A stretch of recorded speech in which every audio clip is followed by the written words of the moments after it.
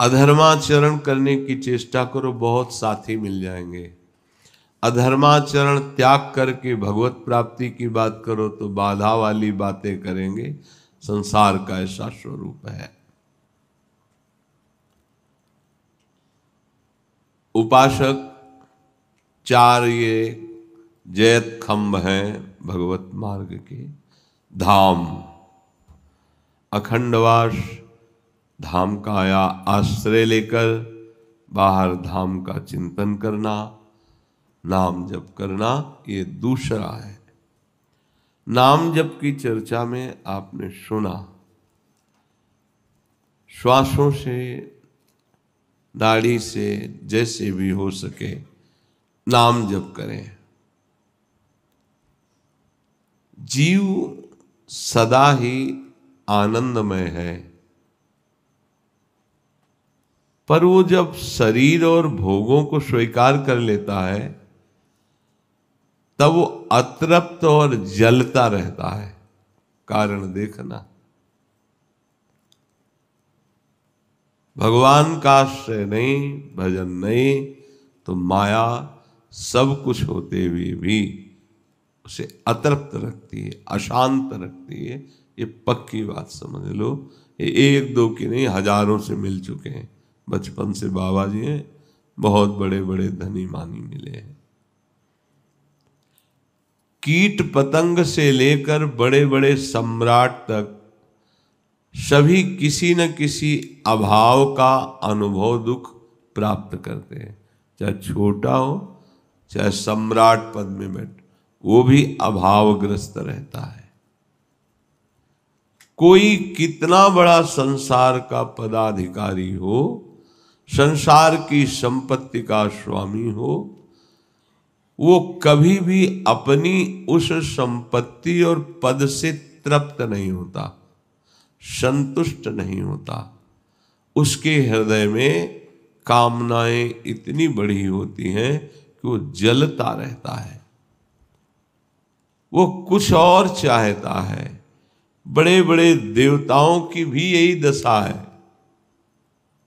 अतृप्ति, अभाव की वेदना, चित्त की चंचलता, मन का अशांत, फिर अशांतस्य कुता सुखम। कहाँ सुख मिला? चाहे वो देवता हो, चाहे वो सम्राट हो, चाहे कोई गरीब आदमी हो, सबको जलन हो रही है। ये ईमानदारी से देख ले।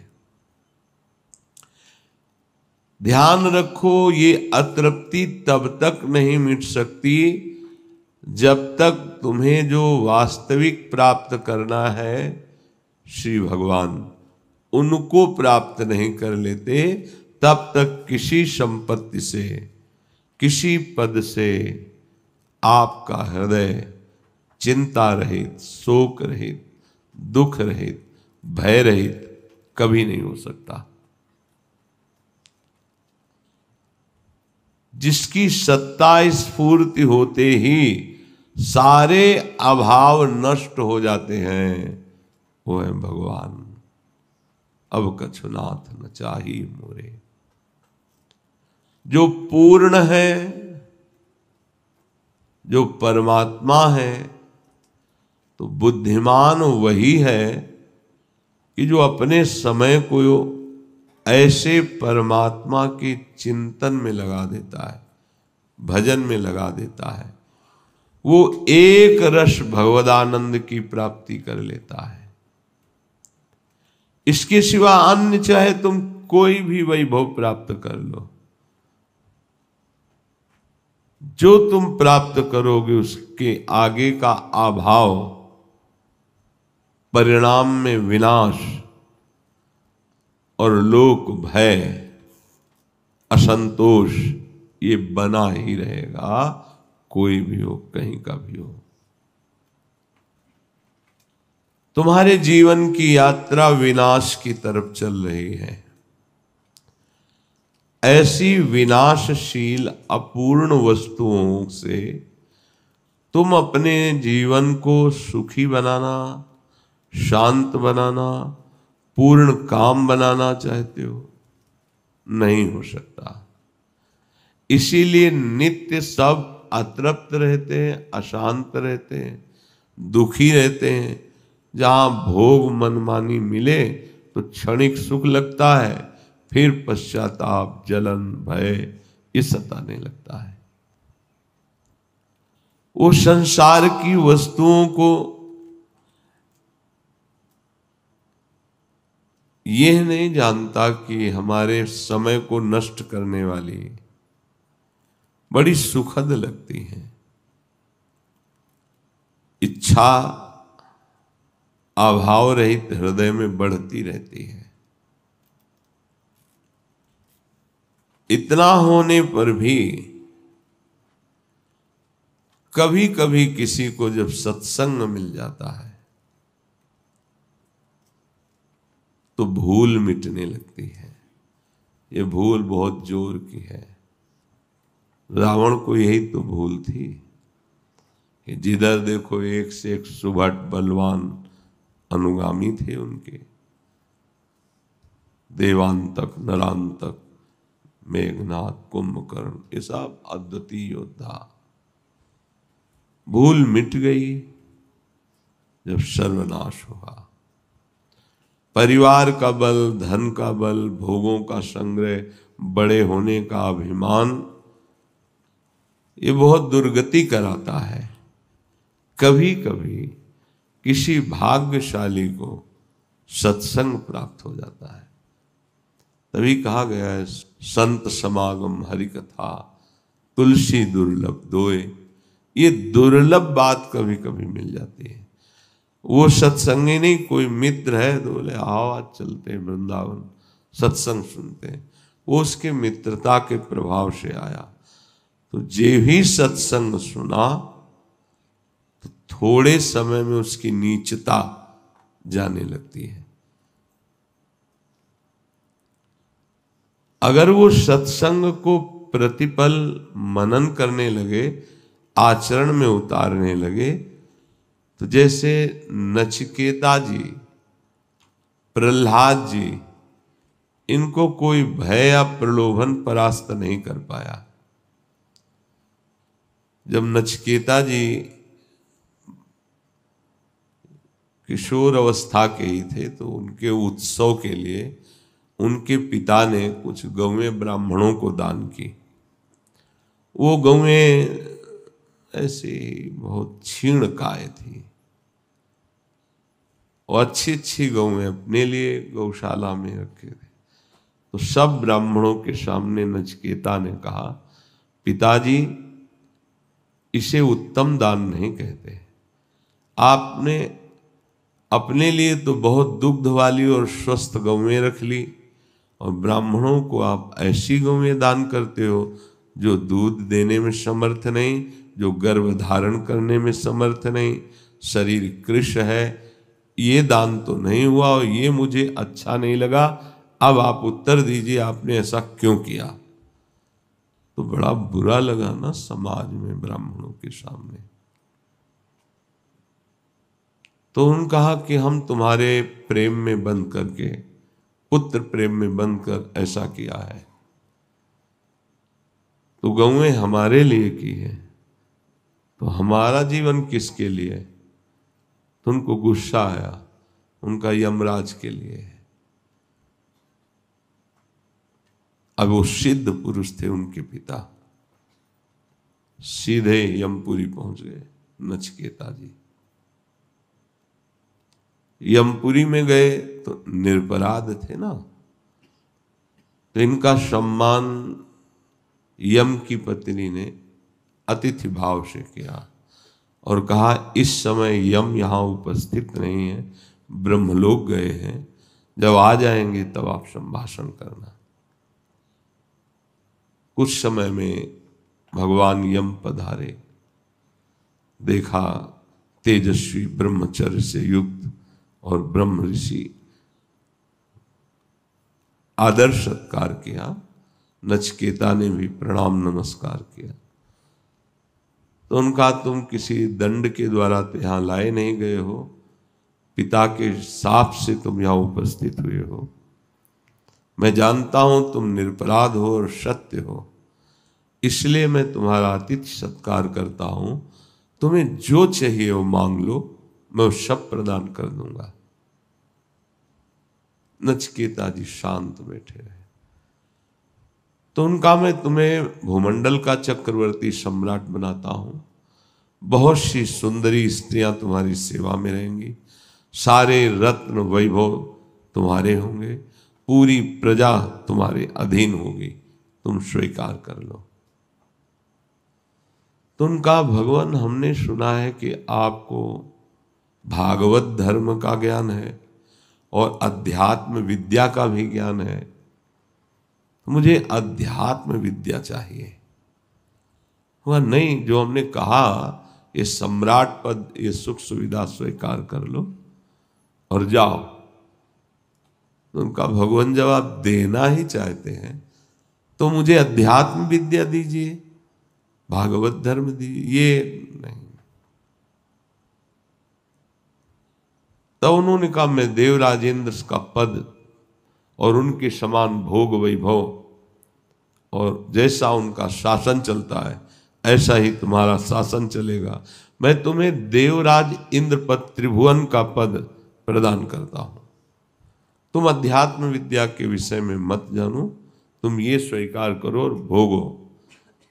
अब तो और जिज्ञासा बढ़ गई। बोले, भगवान मुझे देवराज इंद्र पद नहीं चाहिए, मुझे कोई भोग नहीं चाहिए, मुझे ज्ञान प्रदान करें कि मेरा स्वरूप क्या है, उसका कैसे बोध होता है, आत्मज्ञान। कई प्रलोभन दिए। जब देखा नचिकेता जी ने कुछ स्वीकार नहीं किया, तब उन्होंने कहा, तुम सच्चे अधिकारी हो ब्रह्म विद्या के, अब कुछ ही दिनों में तुम ब्रह्म विद्या के पारंगत अनुभवी महापुरुष हो जाओगे। तब नचिकेता को प्राप्त हुआ। देखो, लोक सुखों की, भोग सुखों की अगर वृत्ति लालसायुक्त है तो ना तो शुद्ध ज्ञान होता, ज्ञान की बातें होती, बोध नहीं होता। परमार्थ की बातें होती, परमार्थ में चलना नहीं होता। ऐसे ही प्रहलाद जी महाराज, गोद में दुलार कर रहा है हिरण्याकश्यप, क्या बच्चा तुम्हें प्रिय लगता है? उन्होंने कहा, पिताश्री मुझे भगवान श्री हरि प्रिय लगते हैं और 9 प्रकार की भक्ति से उनका जो सेवन किया जाता है वो बहुत प्रिय लगता है। पटक दिया उठा के और आदेश कर दिया, एन किन प्रकार इसका वध कर दिया जाए। हर उपाय किए गए, ना प्रहलाद जी डरे, ना भक्ति छोड़ी। तो भगवान साक्षात नरसिंह के रूप में प्रहलाद जी को हृदय से लगाते हैं, दुलार करते हैं। जगत के समस्त प्राणी जब भगवती मार्ग में चलते हैं, भगवत मार्ग में बहुत ध्यान देने होगा, तो उससे 2 प्रकार के बाधाएं आती है। एक तो अगर कमजोर देखा गया तो भारी विषयों का प्रलोभन, उसकी मांग से ज्यादा, अब वो उन विषयों को देखकर उनका स्वामी बन करके उन्हीं के भोगने में लग जाता है, मार्ग छूट जाता है। यदि बहुत हिम्मती कमर कस के चल रहा है तो प्रतिकूलता दे दी जाती है। ये मिलेंगे इस मार्ग में। भगवत मार्ग में जो फेंट बांधी जाती है वो मृत्यु की बांधी जाती है। इस खेल में उतरने का मतलब है, मैं आज से अपनी मृत्यु को स्वीकार करता हूं। कितना भी कोई कष्ट हो, भगवान का भजन नहीं छोड़ूंगा, भगवत मार्ग नहीं छोड़ूंगा, चाहे कदम कदम पे मिटा दिया जाऊं। ऐसा दृढ़ निश्चय ही चाहिए। ऐसा भक्त तो प्रलोभनों में तो गिरता ही नहीं है, लेकिन विपत्तियां, विपरीतता, कदम कदम पर दुख, ये पक्का समझ लेना, पक्का। और अगर श्री कृष्ण से प्यार किया, अब मुझे श्री कृष्ण ही चाहिए। मन, बुद्धि, तन, परिवार, प्यार करने वाले सब प्रतिकूल हो जाएंगे। तो ये अकृपा थोड़ी हो रही, इसी का नाम कृपा है, क्योंकि सबका संबंध छूटकर एकमात्र प्रभु से। घबराना नहीं कि अब तो हमें बैलेंस बना के चलना है, ऐसी भक्ति करनी जिसमें ये सब ना आवे। नहीं, अपार सुख भी रहता है, ये बाहरी बातें रहती हैं, आंतरिक ऐसा सुख मिलता है। अब हम कैसे, वो शब्द नहीं है कि कष्ट विपरीतता ये प्रभु से अधिक प्यार दिलाने वाली है, ये हमने देखा है। कच्चे घड़े हो तो फूट जाओगे, अगर पक्की निष्ठा है तो रस भर जाएगा। चाहे जैसी, बड़े बड़े महापुरुषों को देखो, रामकृष्ण परमहंस जी के गले में कैंसर था, डॉक्टरों ने कह दिया सत्संग नहीं करोगे। उन्होंने कहा हमारा जीना भी किस काम का, सत्संग तो होगा चाहे कैंसर बढ़े या मिटे। भाई जी महाराज के उदर में कैंसर था, सत्संग तो होगा चले। तो जब तक रहना है तब तक गुण गाना है, जब आवाजें ही न निकले वो बात अलग की बात। कदम पीछे नहीं, ये सूरवीरों का मार्ग है, कदम पीछे नहीं। अगर हम लड़खड़ा के चल सकते हैं तो हम चलेंगे, अगर होश है तो राधा राधा बोलेंगे, बेहोश स्थिति हो तो वो जाने, उनका काम जाने। कदम पीछे नहीं कि बुखार आ गया, ये हो गया, आज अनुपस्थित है। नहीं नहीं, ये प्रवचन नहीं है, जीवन है तुम्हारे सामने रखा। हमें जो सुख प्रभु की चर्चा, देखो हमारा जीवन प्रभु है, आज हो या 10 वर्ष बाद हो, एक सेकंड भी प्रभु से अलग नहीं। इसीलिए हम अंदर से बहुत आनंदित रहते हैं कि प्रभु ने संभाल दिया है। शरीर कष्ट में है, पद चल रहे हैं, पदों की भावना बन रही, बना रहे कष्ट, नाम चल रहा है, नाम चिंतन चल रहा है, एक खुशी एक आनंद, प्रियाजू के पास जाना है, जब बुला लें उनके पास जाना है, एक मस्ती एक आनंद। कष्टों को लेकर के पढ़ रहे हो कि हमें जुखाम है, हम सत्संग नहीं जाएंगे, भजन नहीं करेंगे, ठाकुर सेवा नहीं करेंगे, कच्चे घड़े हो, ये जिद्दी स्वभाव होना चाहिए। इसका महत्व मत रखे शरीर का, अरे मुझे तो रोग, कुछ रोग मुझे नहीं, कोई कष्ट मुझे नहीं। शरीर को है तो जितना शरीर राग है उतना ही पीड़ा होगी, नहीं तो नहीं होगी। हम इसके दृष्टा हैं, हम इसको देख रहे हैं क्या बिगड़ रहा है, क्या बन रहा है। हम शरीर नहीं है, हम भोक्ता नहीं है शरीर के। बहुत आनंद, इसलिए कहते बढ़ो अध्यात्म में।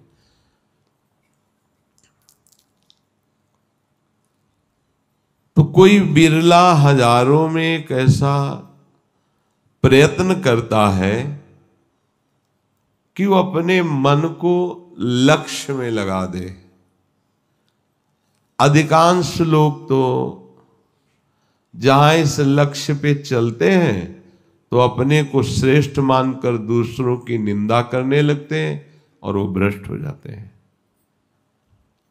कुछ लोग ऐसे होते हैं दलबंद बना लेते हैं और दूसरे वैष्णवों का अपमान करने लगते हैं। ये ध्यान देने की बातें हैं। हम श्यामा श्याम के हैं, हम हितजू के हैं। जिस संप्रदाय में झगड़ा हो, जिस संप्रदाय में राग द्वेष हो, जिस संप्रदाय से दूसरों की निंदा की जाती हो, हमारा कोई संबंध नहीं। संपूर्ण विश्व हमारे प्रभु का, और जो गुरुदेव ने हमें नाम मंत्र दिया वही हमारा जीवन।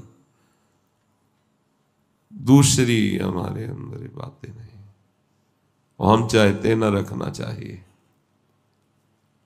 हमारा मार्ग है जो हमारे हरिवंश महाप्रभु ने दिया है। सर्वान वस्तु तया निरीक्ष परम स्वाराध्य बुद्धिर्मम। हमारे महाप्रभु ने कहा जैसी हरिवंश प्रपंच बंच सब ये काल व्याल को खायो, यह जिये जान श्याम श्यामा पद कमल संग शिरनायो।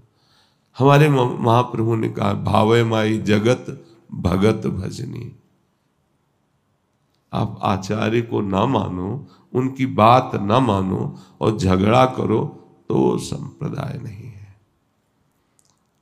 एक दूसरे को नीचा दिखाना बहुत ही निकृष्ट भावना है। तो यहां कह रहे कि हजारों में तो कोई एक लक्ष्य पे चलना चाहता है। जब लक्ष्य में चलता है तो वो अपने को सर्वश्रेष्ठ मानकर दूसरों की निंदा करने लगता है। और कुछ तो ऐसे दलबंदी बना लेते हैं और झगड़ा आदि करके, अपमान आदि करके अपने मार्ग से भ्रष्ट हो जाते हैं। ऐसा मत सोचो कि आप अपने आचार्य के यश करके और दूसरे आचार्य की निंदा कर रहे हो तो तुम्हारे आचार्य प्रसन्न हो जाएंगे। नहीं, भूल कर रहे हो। वही तुम्हारे आचार्य हैं और वही जगत में सब आचार्यों के रूप में है। कभी आप प्रसन्न नहीं कर पाओगे। अपने साधन पथ को सर्वश्रेष्ठ समझना बुरा नहीं है, पर साधक के लिए तो ये आवश्यक बात है कि दूसरों को हीन समझना, दूसरों को अवहेलना करना, आज दुनिया में सबसे ज्यादा परमार्थ की बाधा यही खड़ी हो रही है। बड़े महापुरुष हैं वर्णन करने वाले। अपने मत को सर्वश्रेष्ठ मानकर उसका संसार में प्रचार करने के लिए वो बड़े बड़े अपराध करते हैं। वो महापुरुषों पर दोषारोपण करते हैं, उनकी बातों का खंडन करते हैं, उनसे द्रोह करते हैं, तो उनका हृदय भक्ति से नष्ट हो जाता है। कोई भी कृष्ण प्रेमी क्या वृषभानुनंदिनी की आराधना किए बिना कृष्ण को प्रीतम रूप में प्राप्त कर पाया है? आचार्यों को पढ़ना, पढ़ के देखना। राधा कुंड निवासी पूज्य श्री रघुनाथ दास गोस्वामी जी महाराज जगन्नाथपुरी से महाप्रभु के द्वारा प्रेरित होकर राधा कुंड निवास किए। रात दिन रसना उनकी राधा कृष्ण सोवत हो रसना रटे राधा कृष्ण सुनाम। और जब उनकी वाणी पढ़ी तो किंकिरी भाव से श्री जी के पक्ष में होकर लालजू के ऐसे, अगर कमल हाथ में हो तो भौरा वही मड़राएगा। श्री कृष्ण प्रेम आसक्त है, लाडली जो प्रेम का मूर्तिमान स्वरूप है। इसलिए उपासक को ऐसे लोगों का संग नहीं करना चाहिए।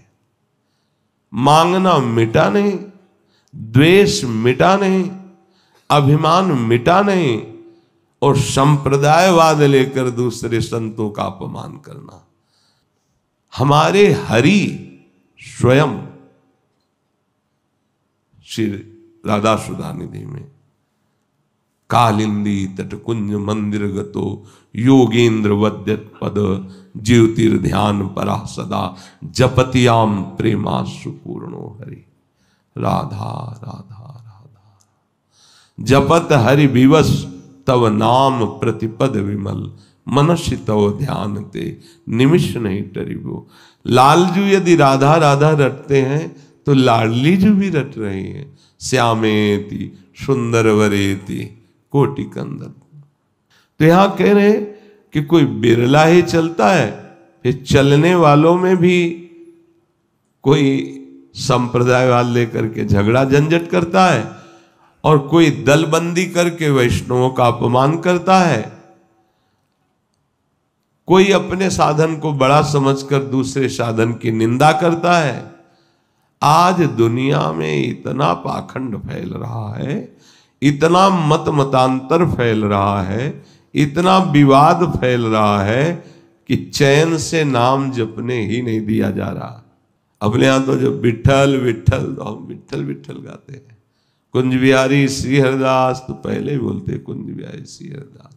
हमें तो बिल्कुल भेद नजर नहीं आता और अब हमें कोई समझा सकता नहीं, क्योंकि भट्ट हो गया है दिमाग बचपन से।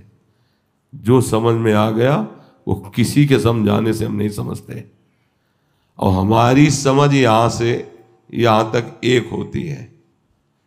जो हृदयस्थ गुरुदेव उपदेश करते हैं वही बात समझ में आती।